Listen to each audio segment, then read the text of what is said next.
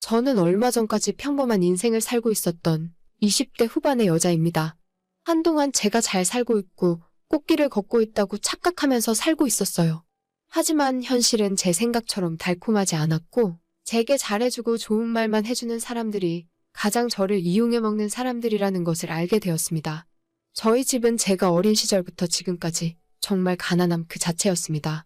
고등학교를 졸업하고 나서는 대학도 못 가고 일을 시작했고 그러다 한 고깃집에서 일을 하고 있었는데 거기에 사장님 사모님 네 분이 저한테 정말 잘해주셨어요. 미란아, 내일이 첫 월급 날이지? 한 달 동안 정말 고생 많이 해줘서 고마워. 내일 뭐 먹고 싶은 거 있니? 치킨, 피자? 그래도 첫 월급 받는 날인데 뭐라도 사줄 테니까 집에 가서 동생들이랑 같이 먹어. 사모님 감사합니다. 안 그러셔도 되는데 일 가르쳐 주시고 잘해주시는 것만 해도 정말 너무 감사해요. 아니야. 너가 자기 일처럼 열심히 해주니까 우리도 이뻐서 그렇지. 다른 직원들도 다들 너처럼 해주면 얼마나 좋을까? 웃는 모습도 이쁘고 일 잘하고 친절해서 손님들도 다들 너만 찾고 너만 좋아해. 그 정도는 아니에요. 저야 뭐 가르쳐 주시는 대로 일하는 것뿐인데요 뭐. 그래도 아무리 가르쳐도 못하는 애들이 대부분이야. 너 덕분에 평소보다 매출도 더 많이 나온 것 같아. 아무튼 치킨 먹고 싶은지 피자 먹고 싶은지 정해서 이야기해줘. 내일 너 퇴근 시간에 맞춰서 시켜줄게. 안 그러셔도 되는데 아무튼 정말 감사합니다. 앞으로도 더 열심히 일할게요. 남들은 하찮게 여길지 모르는 식당 서비스 일이었지만 저는 정말 열심히 했어요. 언젠간 나도 이 가게보다 더 크고 좋은 가게를 차려야겠다는 꿈이 있었고 돈을 벌기 위해 일을 했지만 하나하나 노하우를 배워간다는 생각에 힘든 줄도 몰랐습니다. 사장 부부는 60대 나이였고 아직 장가를 가지 않은 30이 훌쩍 넘은 아들이 주방에서 같이 일을 하고 있었어요. 평소 말수도 적고 서로 일을 하는 곳이 다르다 보니 거의 마주칠 일이 없었지만 시간이 지날수록 사장 부부가 저와 아들을 엮어주려고 하더라고요. 너 이번 주 일요일에 일 끝나고 바쁘니? 아니요, 아무 일 없는데요. 무슨 일 있으세요? 아니, 별 대단한 일은 아니고 사장님이랑 내가 일 끝나고 영화 보고 저녁 먹으러 가려고 했는데 갑자기 우리가 급한 모임이 생겼지 뭐니? 식당 예약까지 다 해놨는데 취소하긴 좀 그렇고 너 주방에 정환이 잘 알지?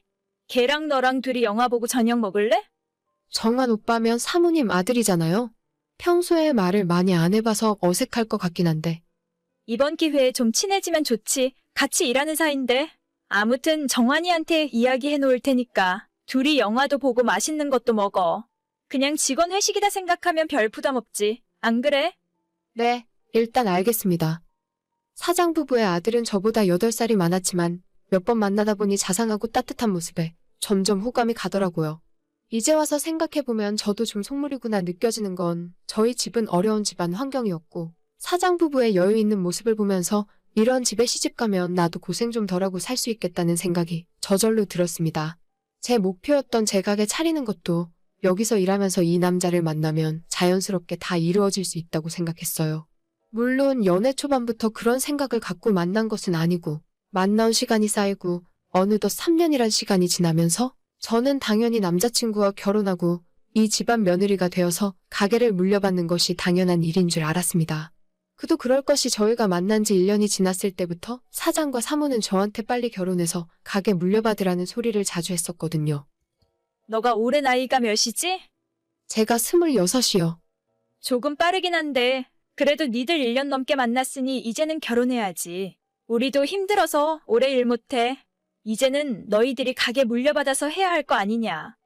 글쎄요, 아직 두 분 정정하신데 벌써 은퇴하시긴 이르시죠. 오빠는 저한테 결혼 이야기 한 적 없어요. 걔가 나이답지 않게 순진해서 그래. 내가 너는 일 잘하고 싹싹해서 가게 맡겨놔도 걱정 하나도 안 되는데. 우리 아들이 아직 주방 일을 혼자서 할 줄 모르니까 그게 문제야. 걔가 혼자 할 수 있어야 우리 남편도 같이 은퇴하고 마음 편히 놀러 다니지.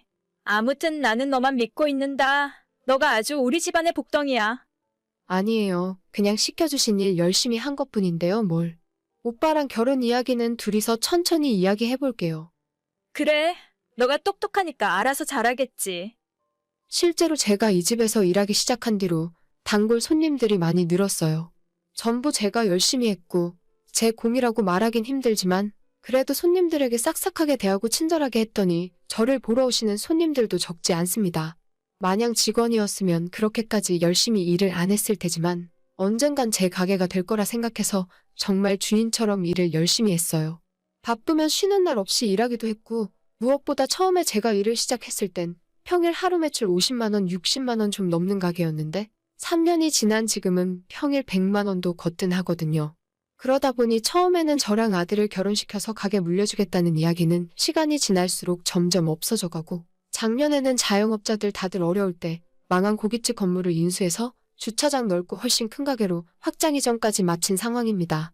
손님도 이전보다 훨씬 많아지고 직원도 많이 뽑았어요. 남자친구 이야기로는 새로 옮긴 가게 차리는데 수억이 들어갔다 하더라고요. 집안 재산만 10억이 넘게 있다면서 제 앞에서 돈 자랑도 종종 하기 시작했습니다. 그런데 그때부터 사장과 사모가 제게 트집을 잡기 시작했고 남자친구도 가게 옮긴 뒤로 한 번도 데이트다운 데이트 해본 적도 없고 저한테 냉랭하게 대하더군요. 오빠, 이번 주 일요일 영업 끝나고 맥주 한잔 하러 갈까?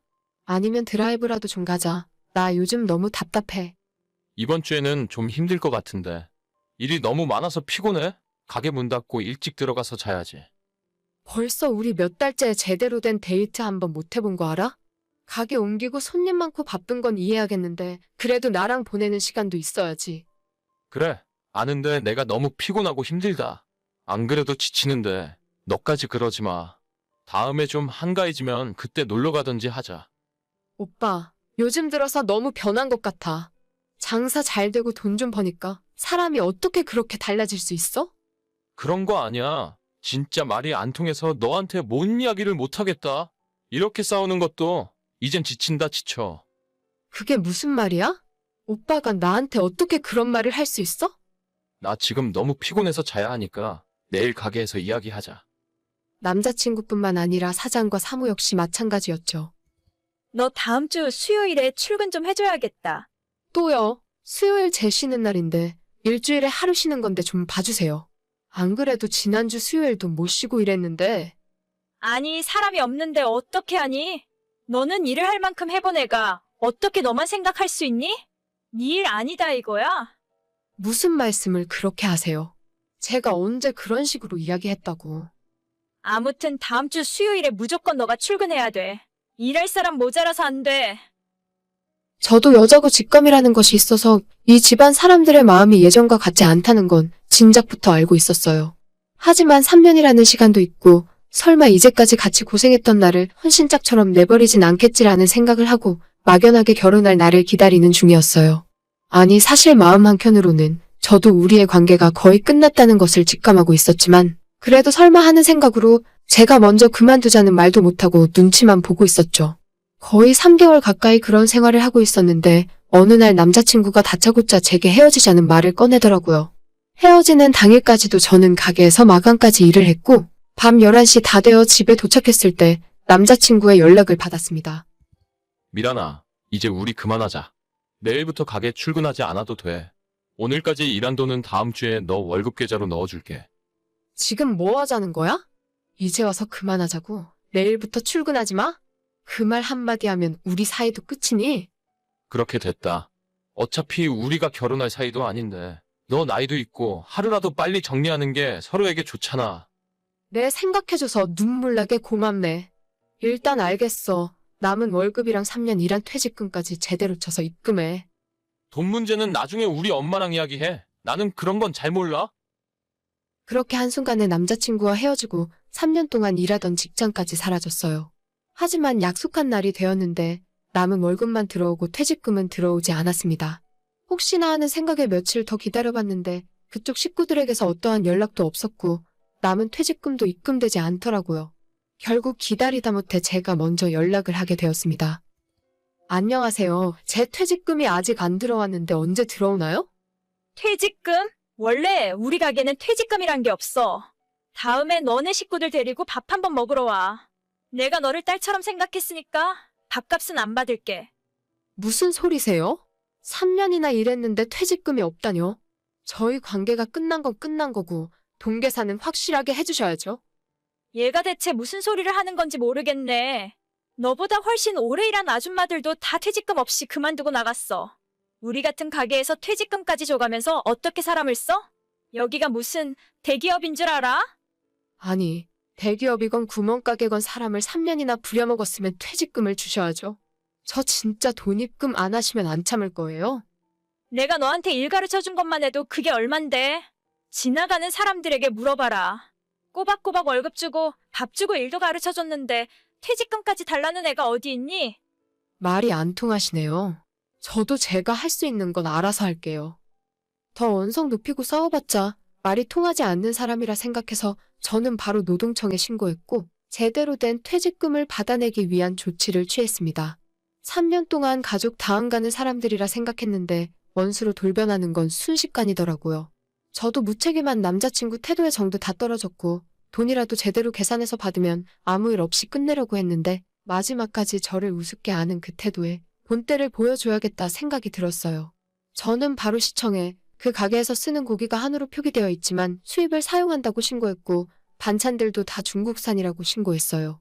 3년 동안 일하면서 그 가게 속속들이 제가 모르는 건 아무것도 없었습니다. 사장 부부와 그 아들까지 저한테 일을 많이 떠넘기고 본인들은 놀러다니고 가게 운영보다는 돈에만 관심이 있었기 때문에 제가 재료 발주부터 장부 정리까지 다 맡아서 하고 있었거든요. 현금 매출 누락시키고 세금 탈세한 것도 신고하고 제 노트북과 핸드폰에 정리되어 있던 자료들을 증거로 다 신고해버렸습니다. 처음엔 이게 과연 효과가 있을까 싶었는데 얼마 안 지나서 그쪽에서 먼저 연락이 오더라고요. 너가 한 짓이지? 뭐가요? 너가 한 짓 맞지? 너가 신고했지? 너 때문에 우리 가게 영업도 못하게 생겼어. 어떻게 사람이 은혜를 원수로 갚을 수 있니? 무슨 소리를 하시는 건지 모르겠어요. 저는 퇴직금 받으려고 노동청에 신고한 것밖에 없는데요? 돈은 언제 주실 생각이세요? 지금 네 퇴직금이 문제니? 우리 가게 영업정지 당하게 생겼다니까? 이 배은망덕한 거사. 내가 너를 딸처럼 생각했는데 어떻게 이럴 수가 있어. 무슨 소린지 모르겠고 저는 제 돈만 받으면 그만이에요. 빨리 처리 안 해주시면 앞으로 저도 무슨 짓을 할지 몰라요. 그렇게 큰 돈을 당장 어디서 마련하니? 일단 우리한테 시간을 좀 줘. 그리고 너가 신고한 건 전화해서 좀 취소해달라고 해라. 진짜 이러다 우리 가게 망하게 생겼어. 저는 모르는 일이에요. 아무튼 제 돈은 빨리 입금해주세요. 진짜 너무한다, 너무해. 제 3년치 퇴직금이라고 해봤자 1,000만 원 정도밖에 안 하는 돈이에요. 그것도 제가 마지막 몇 달 동안 제대로 쉬지도 못하고 일주일 내내 일한 날이 많아서 원래 월급보다 받을 돈이 훨씬 늘어났을 뿐인데 그거 가지고 엄살 부리는 모습이 이해가 가질 않았죠. 결국 가게는 얼마 못 가서 정말 문을 닫게 되었습니다.